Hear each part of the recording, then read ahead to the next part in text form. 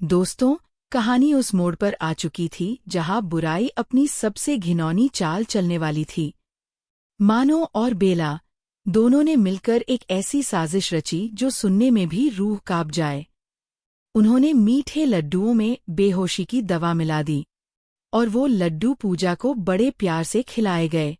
पूजा को जरा भी शक नहीं हुआ क्योंकि उसके लिए ये घर था, ये उसका परिवार था और परिवार पर भला कोई शक करता है।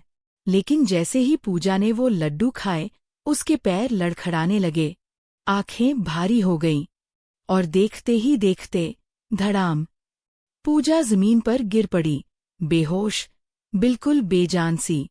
घर में चीख पुकार मच गई। घरवाले दौड़े, किसी ने पानी लाया, किसी ने हवा की। फौरन डॉक्टर को बुलावा भेजा गया। हर शख्स की सांसें अटकी हुई थीं। डॉक्टर आया, उसने जांच की और फिर जो उसने कहा, उसने पूरे कमरे की हवा को जैसे जमा दिया। डॉक्टर की जुबान से निकला, पूजा अब इस दुनिया में नहीं रही। यह सुनते ही कबीर के पैरों तले जमीन खिसक गई। वो आदमी जो हर मुश्किल में चट्टान की तरह खड़ा रहता था, आज टूट गया। उसकी आंखों में आंसू थे, हाथ कांप रहे थे और होठों पर बस एक ही दुआ थी, नहीं, ये नहीं हो सकता। कबीर बार बार डॉक्टर के पास गया, हाथ जोड़कर गुजारिश की, डॉक्टर साहब, एक बार और देखिए, बस एक बार। लेकिन हर बार जवाब वही था, वही खामोश, दिल तोड़ने वाला जवाब। और ठीक उसी वक्त, जब कबीर का दिल सबसे ज्यादा कमजोर था, बेला आगे आई। अब बेला के चेहरे पर दर्द का नकाब था, लेकिन आंखों में चालाकी की चमक थी। उसने बड़ी मासूमियत से कहा, कबीर, तुम्हारा वो लॉकेट, जो तुम्हारी हिफाजत करता है, अगर वो पूजा के माथे पर रख दिया जाए, तो शायद, बस शायद वो बच जाए। यह बात सुनते ही कबीर के ज़हन में पूजा का वो वादा गूंज उठा, वो लम्हा जब पूजा ने कसम खाई थी कि यह लॉकेट कभी नहीं उतारेगी। यह लॉकेट सिर्फ गहना नहीं था, यह उनके प्यार की निशानी थी, एक अटूट बंधन का प्रतीक। लेकिन अब घरवाले भी कबीर को घेर चुके थे।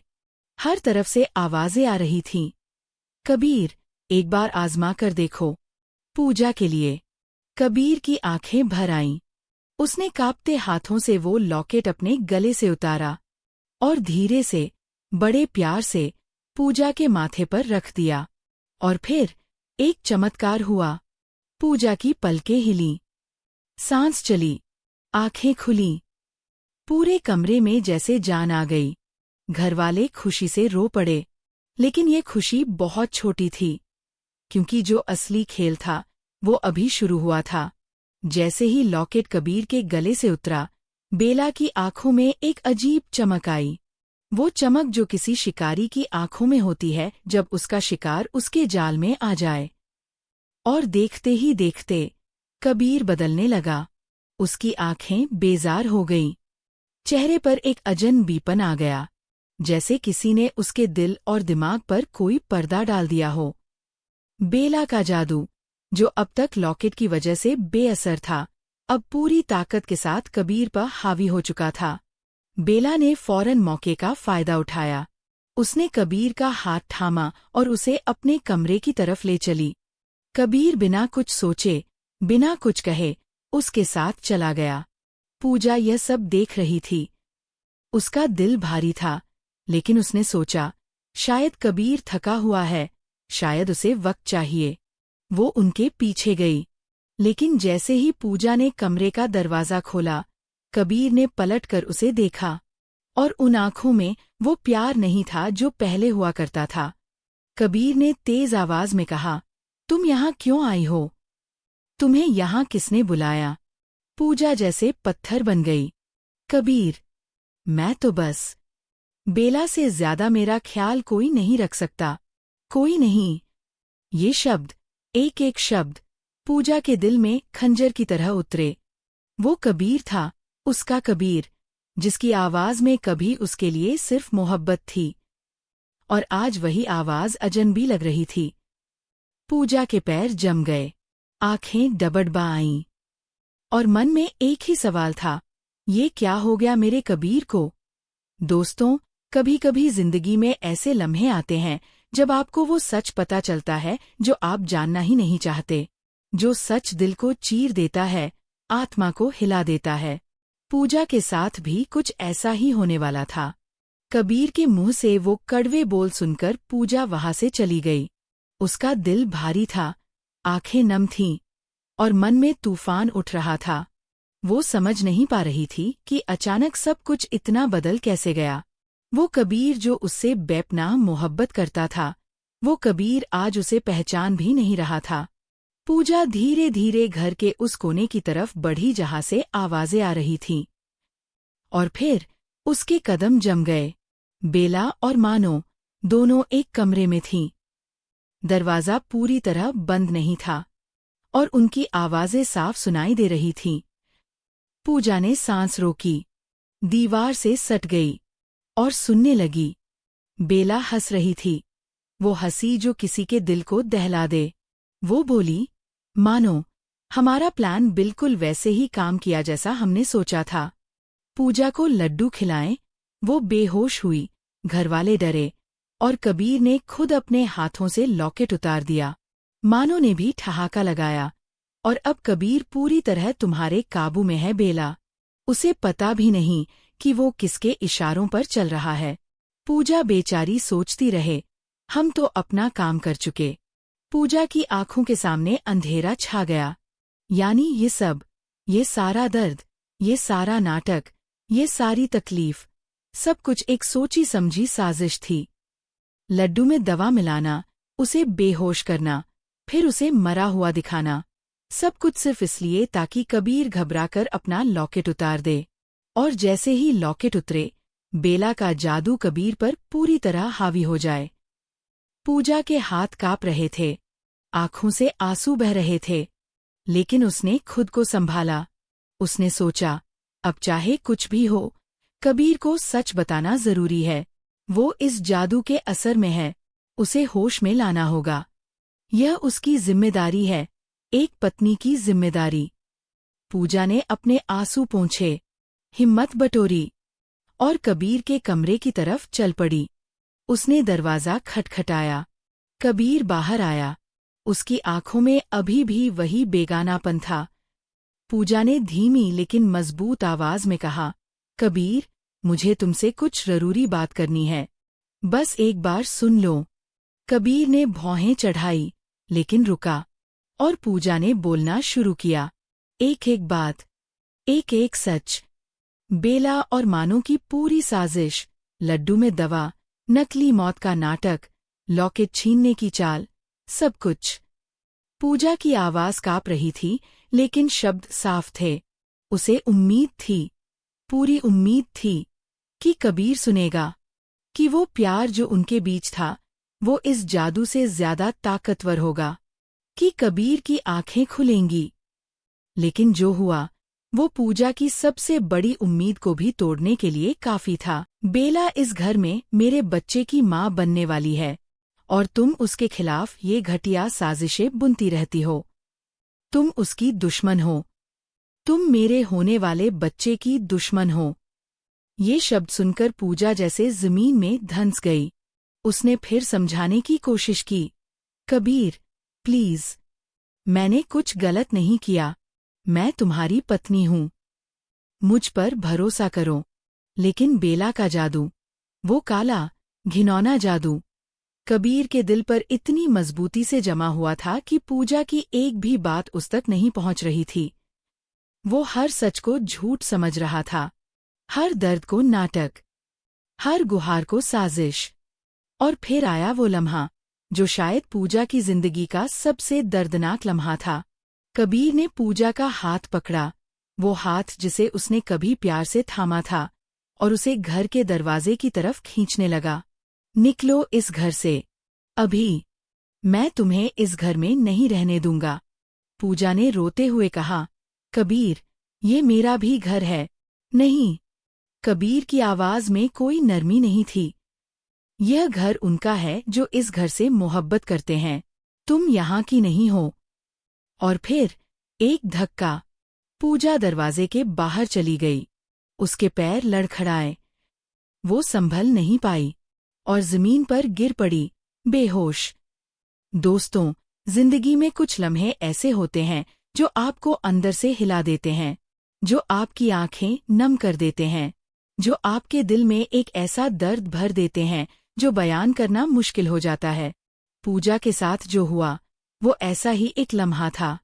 वो औरत जिसने इस घर को अपना घर समझा, जिसने इस परिवार को अपना परिवार माना, जिसने कबीर से बेपनाह मोहब्बत की, आज उसी घर के दरवाजे के बाहर जमीन पर पड़ी थी, बेहोश, अकेली, टूटी हुई। पूजा का गिरना वो सिर्फ जिस्म का गिरना नहीं था, वो एक मोहब्बत का गिरना था, एक भरोसे का गिरना था, एक उस औरत का गिरना था जिसने हर कदम पर सिर्फ अपने घर और अपने शौहर की परवाह की। बाहर का वो मंजर देखकर घर के अंदर हलचल मच गई। घरवालों ने जब देखा कि पूजा दरवाजे के बाहर जमीन पर बेहोश पड़ी है, तो सबके पैरों तले जमीन खिसक गई। कोई चीखा, कोई दौड़ा, कोई घबराहट में इधर-उधर भागने लगा। फौरन पूजा को उठाया गया, बड़ी सावधानी से उसे अंदर लाया गया और बिस्तर पर लिटाया गया। डॉक्टर को तुरंत बुलाया गया। घर में एक बार फिर वही घबराहट, वही बेचैनी, वही अजीब सी खामोशी छा गई जो कुछ देर पहले थी। लेकिन इस बार माहौल कुछ और ही था। इस बार हवा में एक अजीब सा बोझ था, एक ऐसा बोझ जो सबको महसूस हो रहा था लेकिन कोई बोल नहीं पा रहा था। कबीर एक कोने में खड़ा था। उसके चेहरे पर अभी भी वही बेगानापन था, वही ठंडक, वही अजनबीपन। बेला का जादू अभी भी उसके दिल और दिमाग पर अपनी पकड़ बनाए हुए था। वो पूजा को देख रहा था, लेकिन जैसे उसकी आंखें देख रही हों और दिल कुछ और ही सोच रहा हो। बेला पास खड़ी थी।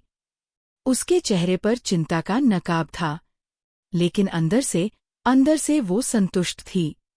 उसका खेल चल रहा था, उसकी चाल कामयाब थी। मानो भी वही थी। दोनों एक दूसरे को नजरों से ही इशारे कर रही थीं।